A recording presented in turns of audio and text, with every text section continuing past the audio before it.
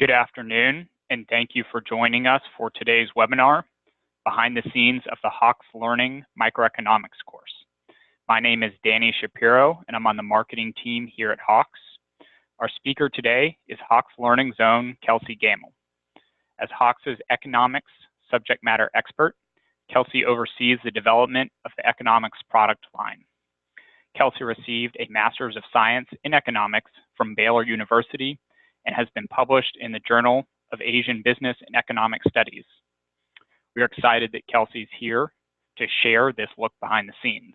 If you have any questions during the webinar, please enter them into the Q&A box and we will address them at the end of the talk. And on that note, I will hand it over to you, Kelsey. Hi, everybody. Thanks for coming. I'm excited to show you what we've got here. Today, we are going to be talking through what Hawks is all about, what it's looked like to build the course, what our courseware looks like. We're actually going to show you a preview of what we built and then talk through some of our noteworthy features. So to give you a background of Hawks, I'm sure a lot of you probably haven't heard of Hawks before because we're new to the econ scene. We've been around for over 35 years. We've been specialized in math. We're a educational courseware company that specializes in online courseware. So we've done math for a long time, and then a few years ago jumped into English, and now this is our first jump into econ with Principles of Microeconomics. And our big philosophy is that we're developed by educators and designed for students. So as we've been building the course, like I said, this is our first jump into a whole new discipline. And in doing so, a lot of what we've done has been driven by current instructors, be that through surveys, phone calls, feedback, and then a lot of our content has been built by current instructors. We have over 80 contributors that have helped us build our product. And we know that we're building something that instructors want to use in the classroom because it's built by instructors. So we've been to a couple trade shows and conferences. We went to C-Tree this past year, and we'll be going again this year, or in 2019. And we're also going to be at the ASSA AEA conference in January. So if you're there, we'd love to see you. Come stop by our booth. So my role, I'm the lead editor of economics here, which means I wear a bunch of different hats. I am the subject matter expert for econ. I'm the product manager. I oversee a lot of the projects that we're doing. I get to work with a lot of contributors. I get to revise the content, develop content, kind of get to have my hands in everything, which is really exciting, and also get to work with a lot of current instructors. So this is what our courseware looks like. Every single lesson in all of our products will look like this. We have our recommended learning path. We start with learn, then practice, then certify. I'm going to walk you through more specifically what these mean, but everything follows the same path. So learn is where our instructional content lives. It's a multimedia-rich presentation of the content in each lesson. So when jumping into a new discipline, we partnered with OpenStax, and their content is really great, but we started to realize it's really text heavy and not as interactive and engaging for students as we'd like it to be. So we've been working a lot on content enhancement. Here is an example of what one of our instructional content screens looks like. We've got the content and we're building it up with a lot of interactives, group activities, which is something that would be really cool for instructors to pull up in class to get the conversation going. A lot of these bring it back to everyday life, connect it to what the students are doing, and make these economic concepts more relatable and more tangible to them. So for instance, this example, trade does not only occur across countries, but can occur between firms and even within families. With a partner, talk about something you specialize in as a child and trade it with a sibling or friend. So this is something that's super easy to get students to start talking in class. We also have a lot of on your own and interactives built into the instructional content. This one is a short answer where students can fill it in and they can print that out. And this is another thing you can have students bring into class either as a check to see if they're actually reading the text, interacting with the instructional content, or it can be just another way to get the conversation going. Another thing we have that pairs with our instructional content is a guided notebook. So this is a print resource that follows along with the instructional content, and it prompts students to immediately apply what they're learning. It's got a ton of different features. Here's an example. This cross-price elasticity of demand shows you a piece of what one of the pages looks like. This is the instructor edition with the answers filled in. Of course, the students would not have the answers. But we've got a lot of tables to fill in, things that would be helpful study aids for them as they're coming back to it before finals. And we've got a lot of on your own that are new examples that aren't in the text, that aren't in the instructional content, but a way for students to apply what they just learned to a new example. Another thing is that every lesson in the guided notebook includes the section Microeconomics and You, which is a way to connect the concepts that they just learned to students' everyday lives. As you know, econ is so relevant, but a lot of times students are intimidated by it or can't seem to connect the dots themselves. So the more relevant we can make it and more tangible we can make it to them that this is something they encounter all the time, the more likely they're going to remember it, the more likely they're going to be interested in economics and enjoy coming to class. And then we also have a lot of graphing practice in our guided notebook, as many opportunities as we can where we just give the student the axes and make them start from nothing and fully flesh out, fully arrive at an answer using graphing. So another thing we have are flashcards. We're a verified creator with Quizlet. As you know, Quizlet is huge and amazing and has all these key terms and vocab and really great tools for students to use, but anyone can fill them out, anyone can create vocab in them.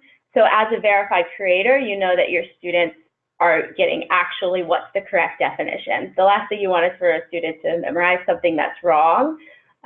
So you know that you have that safeguard with us. At the beginning of every lesson, we have this flash forward where they can jump right into the important terms and prime themselves for what's going to be important in the lesson. And then also at the end of every lesson, we wrap up with that again to go over those key terms. And there's a few different ways they can do that, be it flashcards, play a game, they can get the words read aloud to them, a bunch of different things. So the next step on our learning path is practice. And practice is a risk-free zone where students can interact with questions that test them on the material that they just learned.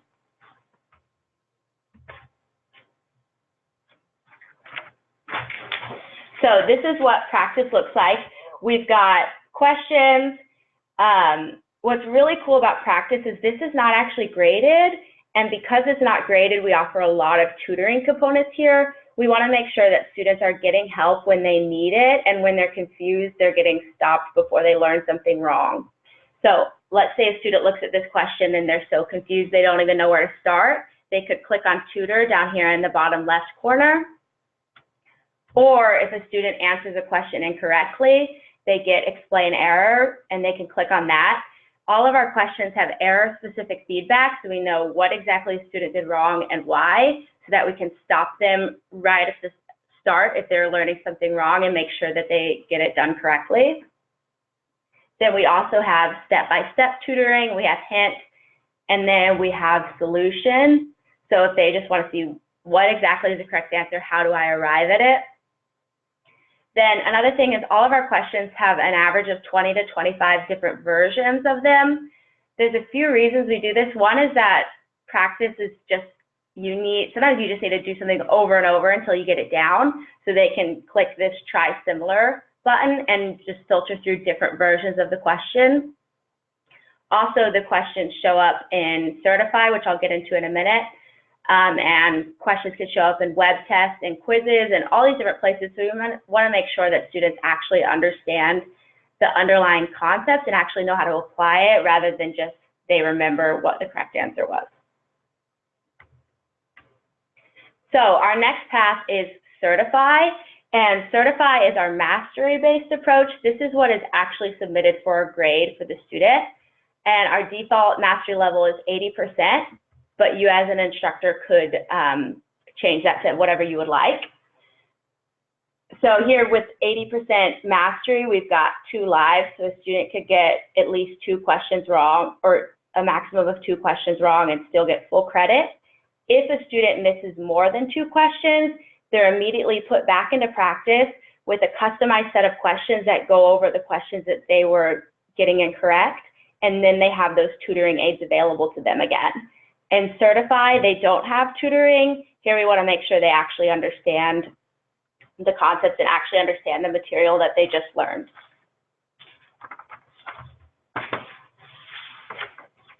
So a couple other things we have. We added a chapter 0 to our table of contents. Like I said before, we are a math company. That's how we started. We have tons of math products that have been used in the field and that are really great and thorough. And so obviously we've got this really great content that is so helpful to economics that we decided to pull some of that in. And in a lot of surveys we've done and a lot of discussions we've had with current instructors, a lot of instructors have said it's really frustrating when students don't have the math foundation that they need to succeed in economics. And that can be frustrating when you're trying to teach a complicated concept and the student is confused by cross multiplying. So we've set up this math review chapter at the beginning. You can see what those lessons are on the right.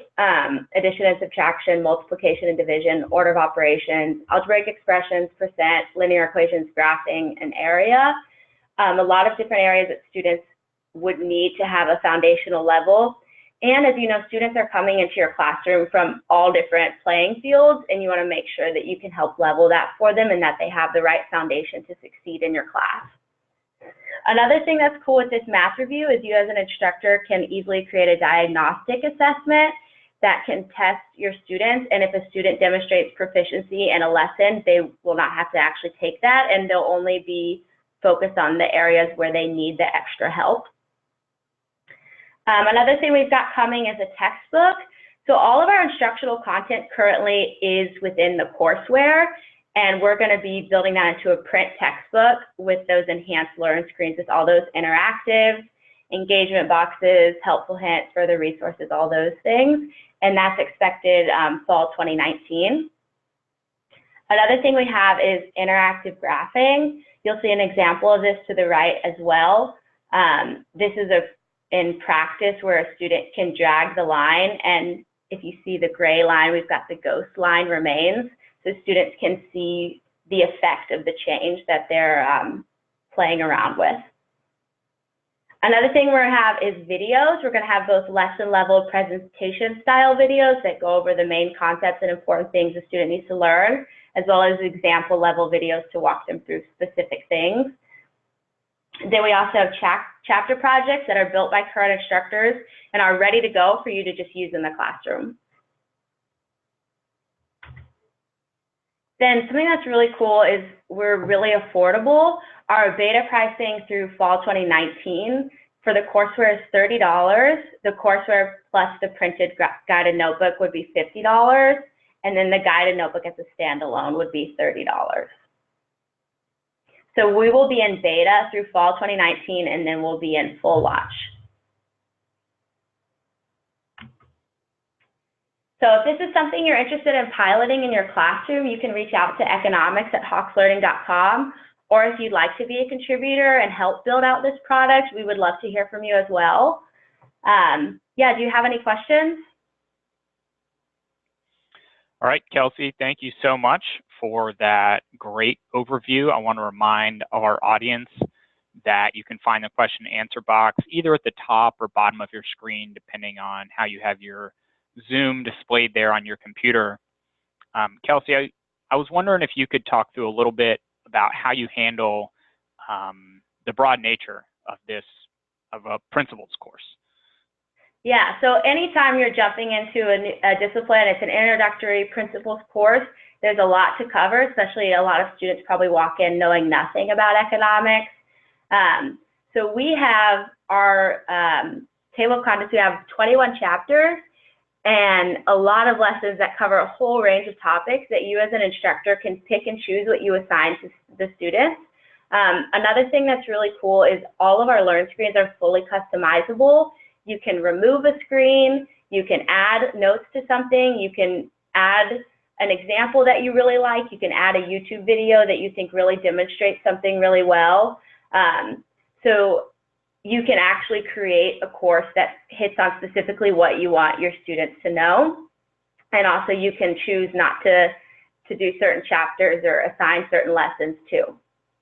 So it's all up to the instructor, which is awesome. And we have a few other questions coming in here. We have one that is asking if product can be synced with Canvas, and the answer to that is a big yes. Yeah. And we sync with other LMSs as well beyond Canvas. And then we have another question here asking if I can add individual feedback to a question that a student gets wrong, including a link to my own learning materials.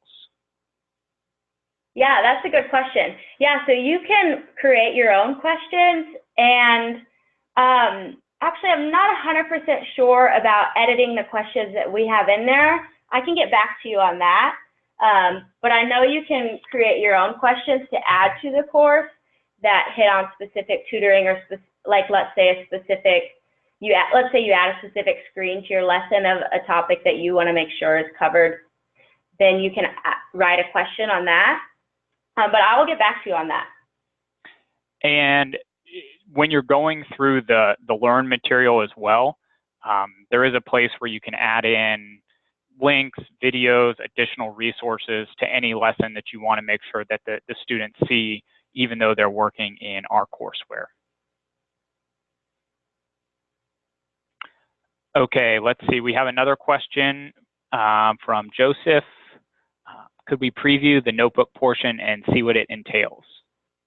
Yeah, so we have a sample notebook of a couple lessons, and then we're about to have the full one ready in the next month or so. So I'll reach out to you after this. Yep, we will reach out and send you a sample. Thank you for that question, Joseph. Okay. It looks like I think that is most of the questions. I've answered one or two additionally on the side, and that brings us about up against our 20-minute time limit for today. Kelsey, I want to thank you again for all of the information. Thank everybody that attended and watched the webinar today. If you do have any other questions, you think of them later, you can always email economics@hawkslearning.com. You can email the marketing team as well at marketing@hawkslearning.com. If you're watching this recorded session later and have a question, perhaps you're out for break right now, please feel free to email us anytime in the future, and we will make sure to get back to you.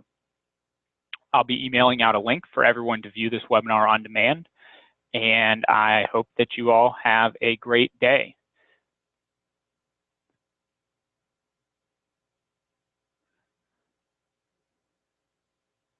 Karsten, I see your question here, and we'll go back and forth with on email with you.